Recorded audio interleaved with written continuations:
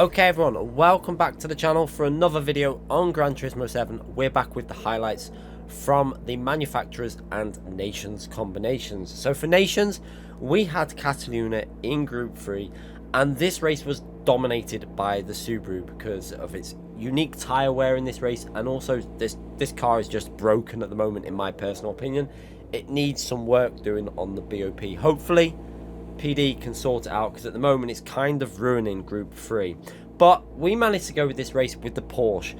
That was my decision. I preferred it for the daily race. I did not like the feel of the Subaru. Perhaps I should have got used to it in the daily races and went with it from the start, but I went with the Porsche. I like the MR car a little bit better.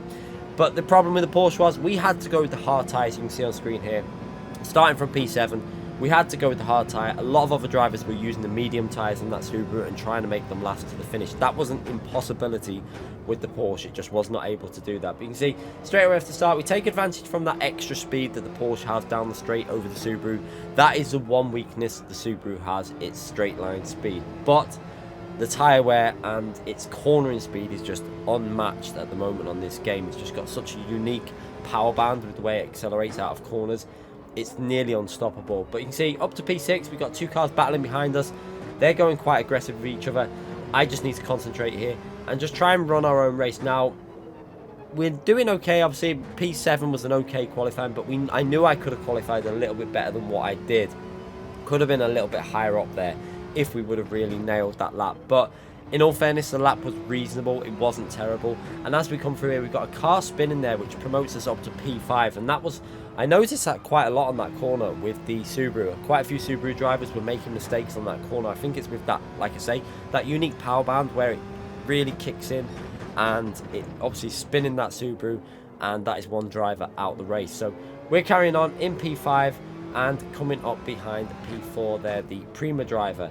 So in this race, we've got Jack there in P3. We know that he's on the hard tyres because he's losing pace. So he's going for the hard tyre strategy with the Subaru. Now, if this would have been the strategy for all cars, I think that the Porsche would have been a viable option.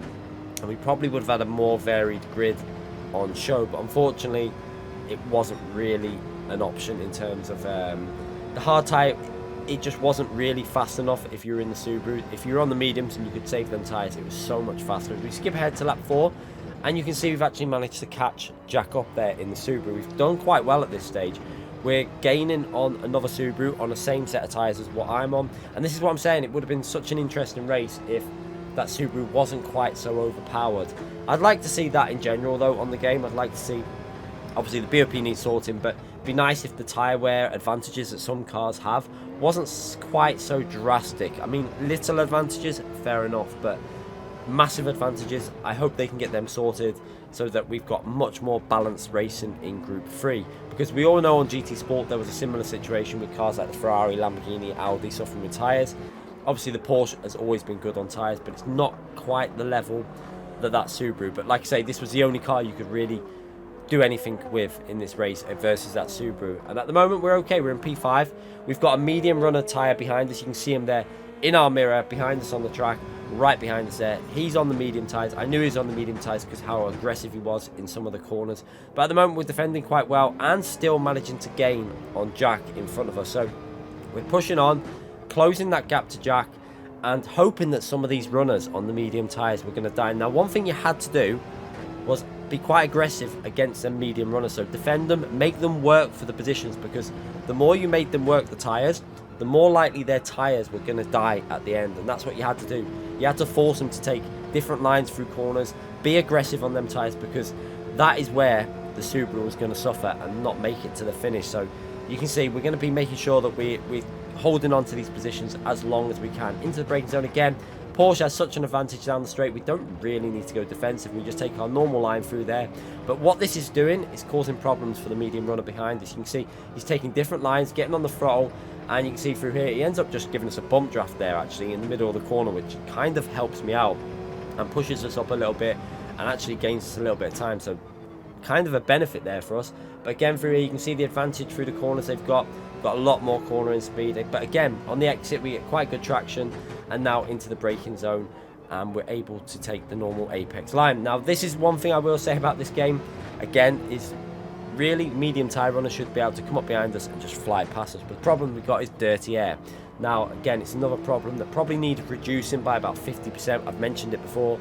I think that it should be easier to follow. Even in Group 4, you have issues with following cars. So that's something else PD need to look at, just to make it a little bit more, you know, simple when you're following another car. Especially in Group 3 and Group 4, you shouldn't be experiencing the turbulent air that you get on this game. But you can see we're managing to catch up to Jack. 7 temps behind him now. We're doing a good job here, and we're gaining quite quick. It looks like we got the pace of Jack anyway, but I personally think we had the pace at this stage to really put him under pressure and get past him. However, we've got that medium running tyre behind us that's going to cause us problems, and obviously it's going to be very difficult. But out of this corner, you can see the advantage that the Subaru had. This was one of the strongest corners on the track for that Subaru.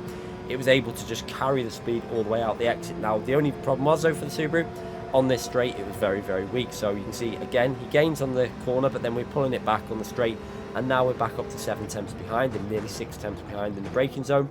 And this, there were some sectors in the middle sector that were quite strong for the Porsche, so it was looking pretty decent at this stage. But you can see through here, looking in our mirror, you can see that Subaru is looking incredibly quick, and you see he's obviously going quite aggressive there. He's managed to take a tighter line, but that's kind of what we want. But we're able to accelerate. Looking on the radar, we've got enough of the car ahead to go defensive into the corner, and we've managed to hold that inside line and keep our car ahead. However, we're running a little bit wide there, but we're going to stay to the left and hold the inside line to defend again. So managed to slow the car down, and this is all helping cause the car behind some extreme tyre wear issues. So this is what you want to do. You want to cause them tyre issues so that at the end of the race here, we're going to be struggling, and that was obviously the plan that we've got here. But you can see we're obviously losing time to Jack as well at this stage, so it's kind of like a 50-50. You've got to fight them, but you've also got to try and keep pace with the car in front. We're still in that slipstream though to Jack, but you can see that Subaru behind us is looking like he's going to go for a move. We're going to go defensive on the inside, make sure we brake nice and early. Again, he's got the inside line there. We're going to have to give him a little bit of space on the exit there, nearly losing control, but just about managed to keep the car on the inside. But again, we're going to fight round here. Again, even if he gets past here, we have to make him work for it and push them tyres a little bit harder than what he'd like to do. And that's what we've done there. He's managed to get the position, but we have lost a bit of time to Jack. But we know that he's now possibly going to be struggling on them tyres at the end of the race, because they can't afford to have that kind of battling. You can see there behind us there, I think Fire Pinning also possibly on the medium tyres gives us that bump draft out of the exit there, where that car is so much faster in that corner. And now we've got the slipstream. Can we again make him work these tyres? And this again is an advantage, because we're making him push the tyres. We're going to go around the outside. He does give us a little knock into the braking zone, pushes us wide a little bit, but it's nothing too drastic. And then on the exit here, we're going to have to take a tight line again and try and hold on to this P5 again. You can see behind us there, Fire Pinning running very, very wide, where he's obviously trying to keep that Subaru on the track. He's obviously saving tyres as well, I think. And then we're going to skip ahead. We had no real action going on for a bit. You can see we got caught up by P6, I think it is now. And again, we're going to have to go quite defensive. You can see started to catch back up to Jack at this stage. However, we've now getting attacked from another medium tyre runner by the looks of it. So into the braking zone, taking that tight line into the corner, and then just trying to hold it through here. However, on the exit, we had a massive, massive spin on the curb. Luckily, though, somehow managed to almost drift it back onto the track and keep it under control. But that was a weird one. Skimmed the curb. We've done that a few times, but this time kicked the car out and lost control and lost even more time in this race. So that was really unfortunate, because I felt like, you know, we had the pace to stay, if not get past Jack in this race. But you can see we're quite a bit behind now. You can see we've actually lost about 3 or 4 seconds. But yeah, let's see what happens as the race progresses. But you can see at this stage we've got SVDR behind us and about half a second behind. We skipped to lap 11. You can see we've managed to keep that gap quite solid to SVDR there. Got it up to 7 temps. However, we've got a driver in P9 that is on the soft tyre. He's on a one-stop strategy, which was not really optimal. I think he was in P1 at one stage, but yeah, it was about 5 seconds slower over a course of a race. So he's now on them soft tyres. You can see him behind there. He's 9 temps behind, and we've got 2 laps to go. Now, we're going to try and defend this because, you know, there's only 2 laps left in this race. Obviously, we're going to try and defend because it's for position.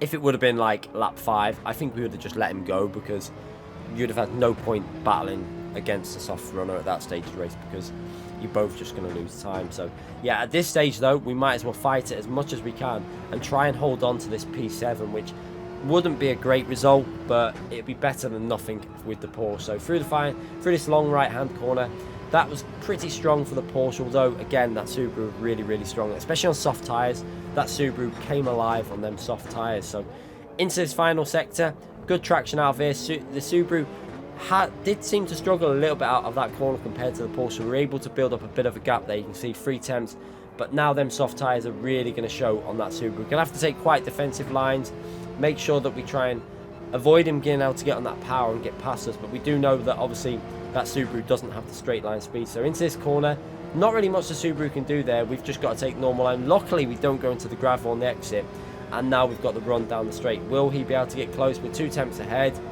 and now we're working our way into the braking zone for the final lap in this battle. So let's see what happens. We know there's cars up ahead, and it's very likely that at least one of them cars is going to struggle on tyres, because we know Jack, as far as I know, Jack is the only driver that's on the hard tyre. A lot of the other drivers are also on the medium, so it could be a very interesting end to this race. So through that long right hand corner, managing to hold off Azorium here quite well. Into the braking zone, we go to take the tight line. You can see that Azorium just on the apex gets on the power. It gives us a tiny knock there, but nothing drastic. I think it was a fair move. He saw the gap and he went for it, and yeah, soft tyres, the advantage there. So now into the next corner, we're going to try and get on the power nice and early, and you can see the advantage of the Porsche now. You can see he seems to be struggling with a bit of rear grip out of that Subaru, but we got the power down, and we're going to go for a move up the inside, but he cuts right on the apex, cuts us off there. I think he should have given us a tiny bit of space there, but it doesn't matter. He would have been ahead anyway with the soft tyres. So we're going to carry on here, but looking up ahead, there is chaos kicking off. You can see in the distance there, it is all going off. There's clearly cars struggling with tyres, and this is going to cause an absolutely crazy, and you can see who's got good tyres and bad tyres? Nobody. The only person I knew that had tyres that would be okay would be Jack. Everyone else, even Azorium, could have been struggling on the tyres at the end, because it is possible that they could go. So through here, you can see there's cars dying with tyres. The driver that we was defending against, his tyres have gone by the looks of it. We're going to go up the inside of Jack here on the apex. Jack turns in a little bit early. No harm done there. We're going to go up the inside of Fire Pinnon, and then on the inside here, we clip that car there, but just about managed to hold it.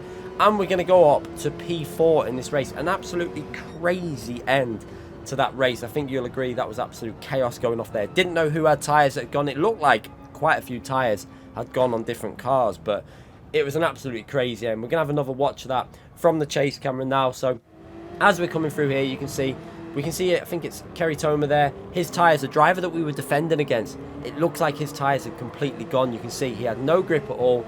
And then coming up to here, we go up the inside of Jack. I don't think Jack realised we were there on the apex, and we go up the inside. And then up the inside of Firepin, and then as we come through here, you can see we're going down the inside. And I don't think the Prima driver, I don't think he was even aware that we were there. But yeah, last lap incident. Some people are going to say that was too aggressive. It was aggressive from my part, but I would say final lap, last lap, we were on the inside. We were given space, and we take that P4. So what a fun end to that race. Really enjoyable stuff.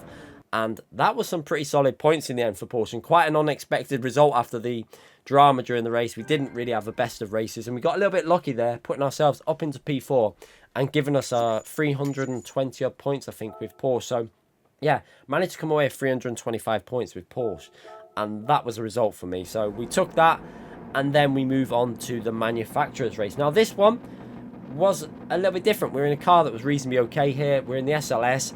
And we've done a few races driving really well through the day, but we kept on crashing on the hard tyre. This time, however, I've managed to qualify on pole position with a lap that really didn't deserve pole position. It wasn't very good, but somehow managed to put myself on P1, and we're able to start on these soft tyres and push from the start. Now, we weren't feeling the best at this stage. We've been having a bit of a cold recently, and I was really tired at this stage, and mistakes were starting to creep in. Now, one thing I noticed straight away in this race was, if you go back to the live stream, you'll be able to see it, my wheel went really heavy. It is an issue that happens every now and then with the Fanatec, and it's never really happened to a point where it did on this, where it actually caused me a problem. So coming through here, I could hardly turn the car. You can see going through the corners, I was really struggling to get it in. This corner really shows how bad it was. I couldn't even turn the car, and we nearly lost control, but managed to save it just about. Now, luckily, that issue isn't it's not very common, and it's very easy to fix. However, it caught me out on this track because there wasn't really a straight for me to do it. You can see I press start now, pause it, and that fixes it, put it back, and then your force feedback is back to what it should be.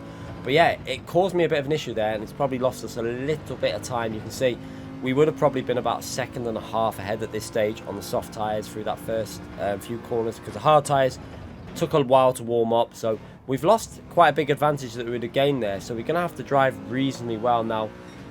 I knew my pace was pretty good here because the first few races we've been pretty much matching the leader's pace, even going through traffic. So I knew that the Mercedes was obviously okay here, and I knew that my pace at this track was actually reasonably okay also. So you can see a lot of the cars behind us going off into the pit lane. They're starting on the hard tyre and they're going for a slightly different strategy. We've got a few other cars behind us there that are going on the soft tyres and going for the strategy that I'm on. And either one, now they've both got their advantage. The advantage of starting on the hard tyres is that pit lane exit is a little bit faster when you come out the pits on the softs, because you go through the corner and the AI drives it a bit faster. It's the same as GT Sport, I believe. But you can see our pace, first lap, not particularly great, 26.8. Not really flying there. But this lap that we're on now, managed to hook up a reasonable lap. And this is what I was saying, the pace was there if I could have just got the consistency. But again, I think with how we were feeling at the time, feeling a little bit rough and a little bit tired, I think we were going to make mistakes during this race. But this lap, you can see, using the full width of the track, into the braking zone, using the curb, getting it into the apex quite a nice first sector there, staying in fourth gear, getting the power down quite nice out the exit there. And we're actually building up the gap on this lap, pushing quite hard at this stage, because I knew that with the mistake on lap 1, I had to drive pretty aggressive to really get some pace out of this car. So again, as we're coming up to the top of the hill, using the 2 board there, chucking the car in, making sure that we don't run too far wide out there. Had plenty of space on the exit there, but actually carried quite a lot of speed as well. And then into the corkscrew, trying to carry the speed through here. So down to second gear, then back up to third gear. Being careful on that curb that it doesn't try and spin us, because that has happened a couple of times also. And actually, through the second sector split there, we're going quite quick. That's actually a reasonably fast second sector split. And then this corner was a tricky one, always trying to get it into that apex to get the exit speed here. And then out the final corner, we actually missed the apex slightly here. You can see a little bit of a gap to the apex, but got on the power quite nice and squared it off for the early throttle. So quite a nice lap there, and we go over the line with, I think it's a 26.3, and it's actually the fastest lap of the race, obviously so far, because it's lap 3. But yeah, we skip on a little bit further, and we're on a lap 11, and you can really see what I'm talking about with the inconsistency of the driving. You can see we're doing 26 threes, then 27 threes, then 26 fours, 5s, 27s, and then back in the 26s. It was so many mistakes that we made during this race. I think we probably lost in total with the lap 1 incident on the outlap probably about 4 to 5 seconds, maybe 4 seconds at least. So a lot of time to, that we've lost. I didn't have a clue with the drivers that pitted early whether they would end up getting an undercut, well, kind of like an undercut, overcut kind of thing on us, because obviously we're going to be pitting on this lap 13, they pitting on lap 1, so it's a weird situation. You don't really know where anyone is on the track because you don't have the deltas to where they are in terms of distance, and I wasn't 100% sure on the pit lane loss here. So as we come out the pits, auto drive, you see on the hard tyre, very, very slow on the exit here, and this is where you lose a bit of time. You lose about half a second to a second just because of the exit. But as we come out, we're in the middle of nowhere and no one's anywhere near us. You can see we've got like 7.5 seconds, 8 seconds behind us. So it looks like they've been battling, and we've got very, very lucky with this race, because with the laps that we were driving, we've done multiple laps in the 27s when we really shouldn't have been getting any 27s at all. Every lap should have been a 26.3 to 7, really, no worse than that. But yeah, we've lost about, with the outlap, 3 to 4, maybe 4 seconds, I think probably is a realistic guess at how much time we've lost. So yeah, this could have been a lot better, but still, we're in the lead, and it looks like it's going to be a comfortable victory from here. So on this final lap, just going to take it easy, through the corkscrew, taking no risks at all. You can see how slow I'm driving, avoiding the curb as well there, because I didn't want to take any risk of the car spinning, especially obviously with the tyres not being fully up to temperature. It does take a lap or so before the hard tyres kick in with the pace. And again through here, even going down to third gear there, because I just didn't want to risk running wide and spinning or something silly like that. And then into the final corner, just got to do this one final corner on the power, and we're going to take a win, which is quite nice. This was actually split 2. I think it was split 2 but slot 4, something like that. It was a weird one. We'd had a very hectic day during the day trying to get a result from this, because we were driving really well but making silly mistakes on the hard tyre. But you can see we get that win, solid drive-ish, a lot of errors in there, and 372 points. I think that's the biggest points we've had so far in this new season. So yeah, actually came out of it more points than I expected, and that puts us up pretty reasonable. I think we're in P2 for Mercedes now overall, which is quite nice. We're not going to catch up Baptist, but overall, P2. Can't really complain at that. But if you enjoyed that video, give it a thumbs up, subscribe to the channel, and I'll be back with more live streams and video highlights in the future. Thanks again for watching, everyone.